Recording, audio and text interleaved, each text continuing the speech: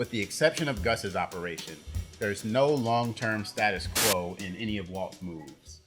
It's at least the ones that he tries to have control over. But one example is at the end after he kills Gus and he's finally at the quote-unquote top of the meth game. He doesn't stay there for very long. Like, they do the one train robbery and then shit falls apart because they killed a kid. And then this is another example of that. They did 2 meth deals, and on the second one, everything went to shit. And now they essentially are going to have to start over from square one if they're able to make it out of this alive. My biggest beef with this show is how the whole Gus situation is handled. We should have never seen evil, scary, cutthroat Gus talking about, I will kill your wife, I will kill your son, I will kill your infant daughter. We should have never seen that dude. Why do you feel like that? Because Gus or Walt should have just kept his mouth shut and just went to work. Like, the whole Gus situation was the most stable point. And I think, you know what? Maybe that's how they kind of like emphasize that, because everything else falls apart as soon as it gets to the point where he wants it to be. Gus is the only thing that remains stable while he's in it. Mm-hmm. That he kind of messes it up for himself.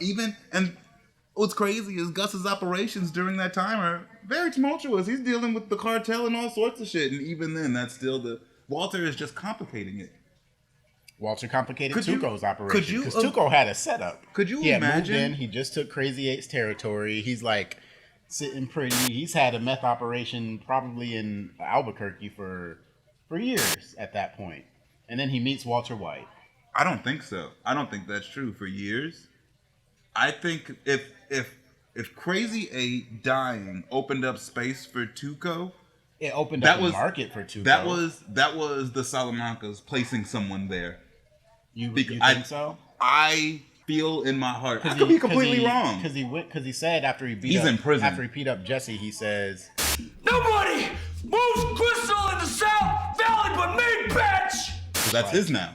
It's his now. Yes. You think that he was placed there? Yes. How long has Tuco been out of prison? I don't know.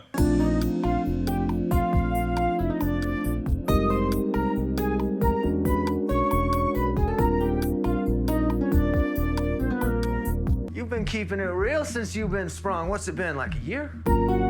I think that he is placed there to keep an eye on shit, and then Crazy 8 dying creates a space for a hole for him to just move right in. Yup. It's like a whole like power mafia type situation where they're like, all right, now move. There's no one here. Yup.